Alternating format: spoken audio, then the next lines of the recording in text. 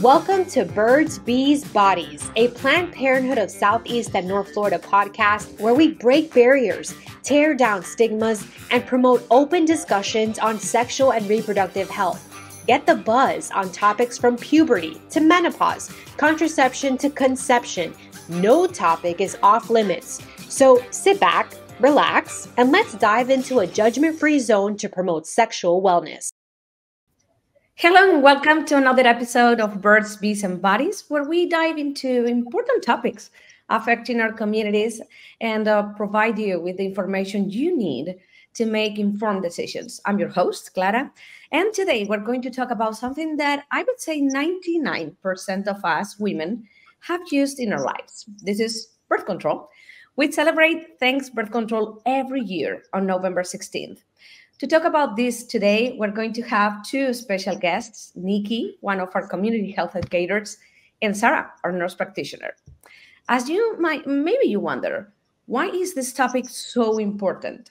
Well, let me tell you, according to a survey from PowerToDecide, 50% of people between 18 and 29 years old are concerned that birth control will be harder to access in the future, especially after the overturn of Roe versus Wade. But still, the fact is that 9 in 10 women have used some form of birth control in their lives. And actually, I have found also a study from Statista that reports that around 65% of women in the US have used at least one method of contraception in the past 12 months. Birth control not only helps prevent the pregnancy, but with some other things like health issues.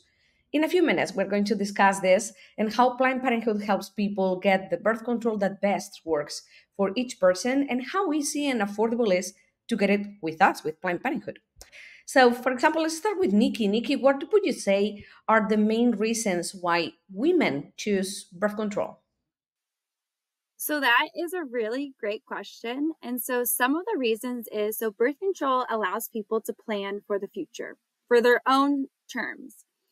Different birth control has also proven offer benefits for people with heavier periods. So if they have a heavier period, if they have intense cramps, hormone imbalance, and can reduce the risk of certain cancers. And birth control is very convenient, and some birth control might be low maintenance, depending on the birth control they're interested in getting. And talking about all the forms, all the methods that are set up, which ones are the most popular birth control methods, you would say? Well, as Nikki was saying, there are a lot of, well, not a lot, but there are options for women, which is nice. So probably the birth control pills, of course, are popular and have been for eons. And then the low maintenance, like we like to call them, the set it and forget it methods, the LARC methods, have become increasingly popular also. And people like you, nurse practitioners that have worked with patients directly, we know certain birth control methods can help with some diagnosis. What are these? Absolutely. So they can, birth control pills can, or other methods, not just pills, but hormonal methods can decrease your menstrual flow, which helps with pain and cramping, or just heavy periods. Birth control methods can help with menstrual headaches that some women get.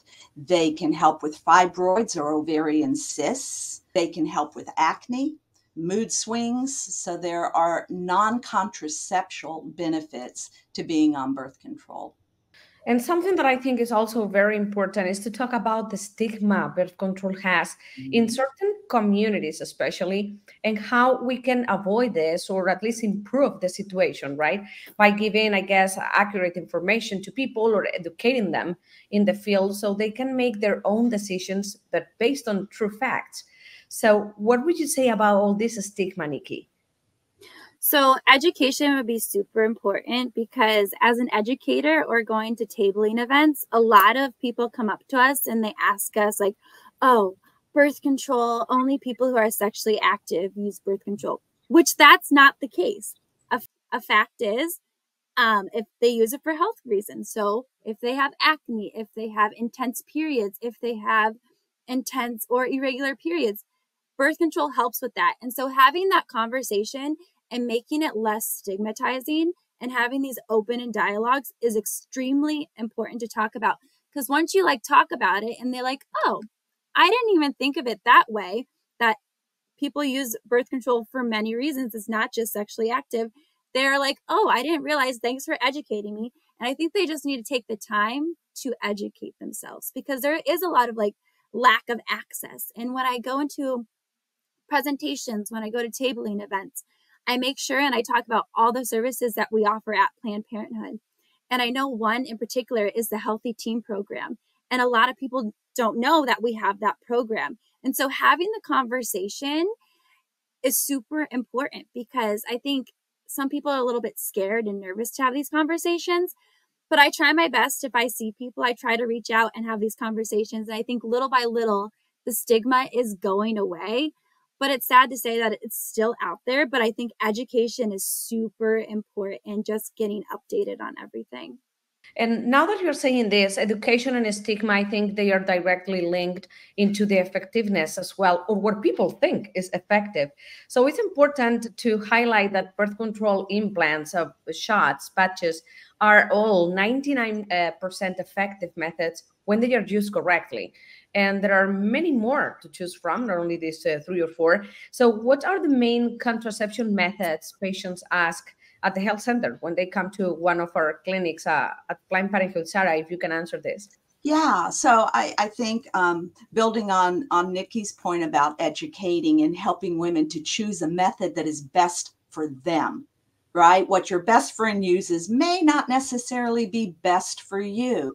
And so you brought up a good point, you know, in educating people, we talk about what's going to work for you, what's going to work for your lifestyle.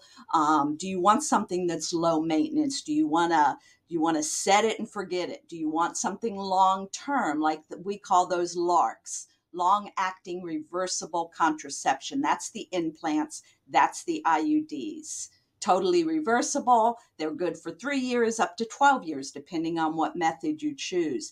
Do you want something like for every 3 months? That would be the depot shot. Something to do monthly, something to do weekly, right? So we have the shot, the ring, the patch, the pill. Those involve taking action every day or every 3 months, depending on your method. And then there's the third option, the third group of birth control method is something that you do every time you have intercourse or every time you engage in being sexually active, the condoms, right? Or the diaphragm, the sponge. There are lots of other methods. We get a lot of requests for pills, shots, and of course the LARCs.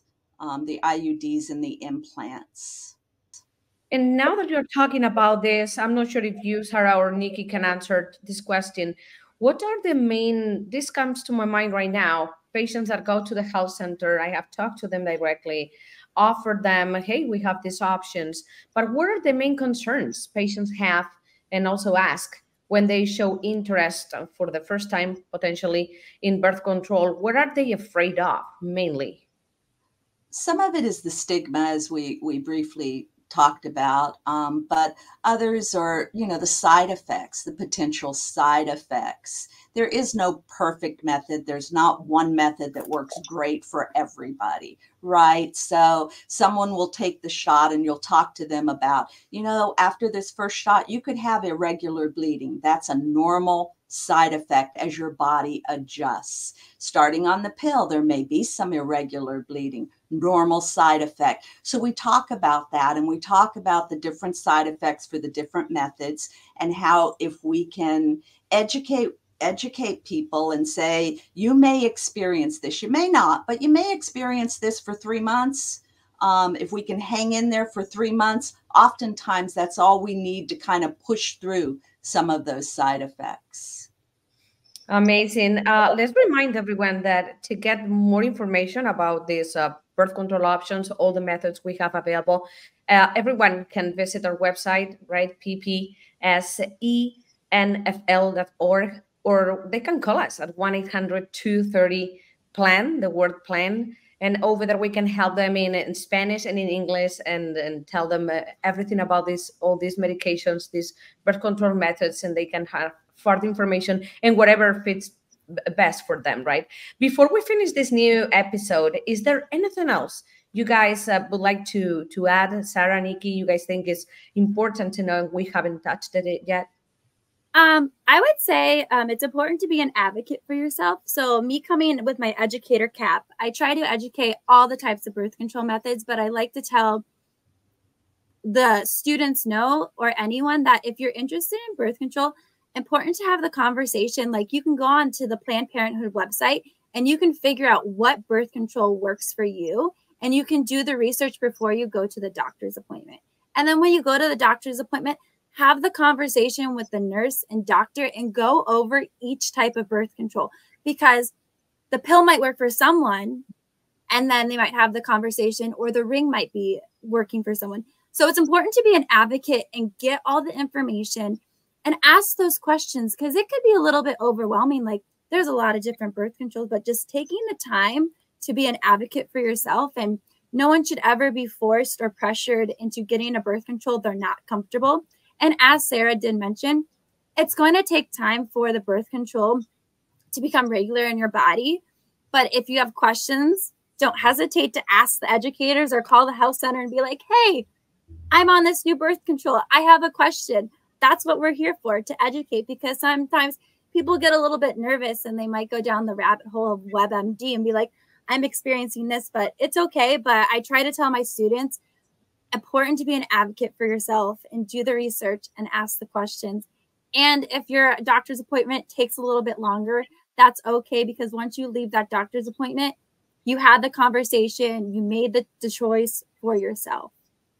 Totally. I couldn't agree more. And how about you, Sarah? Anything you would like to add? I agree with what Nikki said. I think it's so important to be your own advocate, to do your research, to come in with those questions. I think this method might work for me, and have that discussion. What are my potential side effects if I do this? What happens if I stop, if I find out I don't like it and I want to stop? What are my other options? And there's a lot there to unwrap and to have that discussion, but it's so important to be your own advocate and to ask those questions. Totally. I couldn't agree more. As I said, plus we're here to help everyone, right? And available in several languages, and as simple as going to our website, as I said, www.ppsenfl.org, or call us. And well, thanks, Nikki, Sarah, for this great overview and information about birth control methods. Also, how this helps us, something that we consider is so important for everyone nowadays. And also, thank you for listening to this episode, and take care, and well, see you very soon.